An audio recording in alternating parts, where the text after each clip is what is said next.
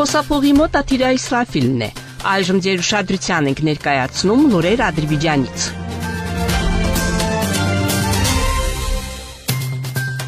Ադրբեջանի նախագահ Իլհամ Ալիևը հաստատել է ավիացիայի մասին և պետական տուրքի մասին օրենքներում փոփոխությունները։ Այս մասին տեղեկատվությունը տեղադրվել է պետության ղեկավարի պաշտոնական կայքում։ Փոփոխությունների համաձայն ընդլայնվում է քաղաքացիական ավիացիայի ոլորտում ծառայությունների համար գանձվող պետական տուրքերի ցանկը։ Այսպես, անօդաչու թռչող սարքերի շահագործման վկայականի տրամադրման համար վճարը կկազմի 15 մանատ, ավիացիոն անձնակազմին վկայականների, լիցենզիաների կամ վկայականների տրամադրման վճարը 15 մանատ, անօդաչու թռչող սարքերի գրանցման վկայականի տրամադրման վճարը 10 մանատ, անօդաչու թռչող սարքերի շահագործման օպերացիոն թույլտվությունը 10 մանատ, հեռակառավարվող օդաչուների վկայականները 10 մանատ, անօդաչու թռչող սարքերի ակումբներին կամ ասոցիացիաներին թույլտվությունների տրամադրման վճարը 10 մանատ։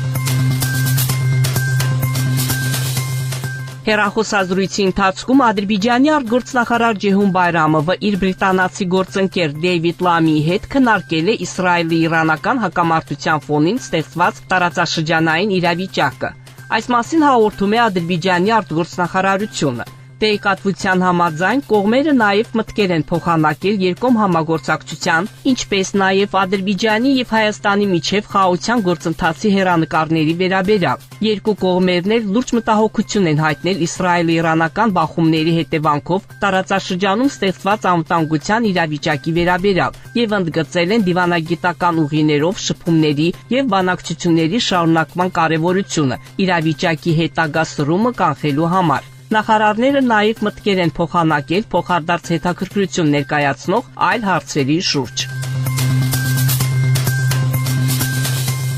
Հունիսի 17-ին Ադրբեջանի արտաքին գործերի նախարար Ջեհուն Բայրամովը ընդունել է Հյուսիսային Մակեդոնիայի ասամբլեայի նախագահ Աֆրիմ Հաշիի գլխավորած պատվիրակությանը։ Ինչպես հայտնել են արտաքին գործերի նախարարությունից, հանդիպմանը քննարկվել են երկկողմ և բազմակողմ հարաբերությունները, Ադրբեջանի և Հյուսիսային Մակեդոնիայի միջև միջխորհրդարանական կապերը, ինչպես նաև տարածաշրջանային հարցեր։ Կողմերը գոհունակություն են հայտնել մեր երկրների միջև այցելությունների և բարձր մակարդակի շփումների ակտիվ դինամիկայից։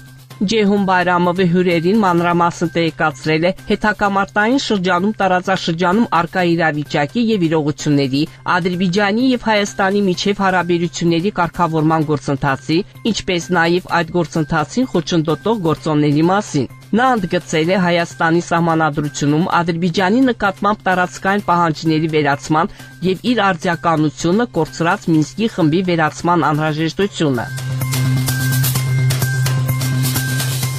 17 երկրների քաղաքացիներ 600 մարդ տարհանվել են Իրանից Ադրբեջանի տարածքով։ Մարդասիրական միջանցքը գործում է արդեն 5 օր։ Այս պահին ավելի քան 600 մարդ կարողացել են անարգել անցնել Աստարայի անցակետը։ Տարհանվածների թվում կան 17 երկրների քաղաքացիներ, այդ թվում ադրբեջանցիներ։ Տարհանվում են ԱՊՀ երկրների՝ Ռուսաստանի, Բելարուսի, Ղազախստանի, Ղրղըզստանի, Տաջիկստանի, Ուզբեկստանի քաղաքացիներ։ Ինչ վերաբերում է եվրոպական երկրներին, ապա Գերմանիայի, Իսպանիայի, Իտալիայի, Սերբիայի, Ռումինիայի, Պորտուգալիայի քաղաքացիների տարհանումը կատարվել է դիմումների հիման վրա։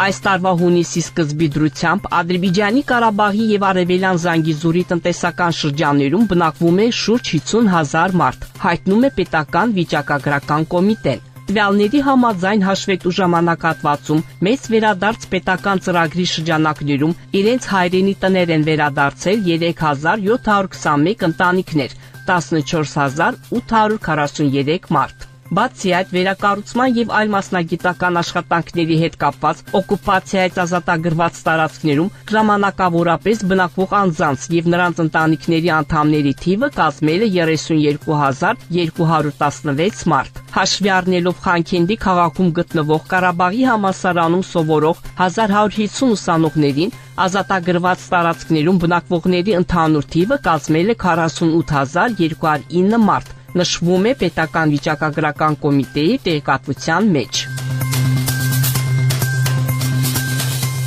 Նախկին ներքին տեղահանվածների եւս մեկ խումբ մեկնել է Աղդամի շրջանի Քենգերլի գյուղ։ 40 ընտանիք, 154 մարդ այժմ վերադառնում է իրենց հայրենի հողեր։ Նրանք նախկինում ժամանակավորապես վերաբնակեցվել են հանրակացարաններում, առողջարաններում, մանկական ճամբարներում, անավարտ եւ վարչական շենքերում։ Նշենք, որ ներկայումս Ղարաբաղում եւ Արևելյան Զանգիզուրում բնակվում է շուրջ 50,000 մարդ, այդ թվում նախկին ներքին տեղահանված անձինք։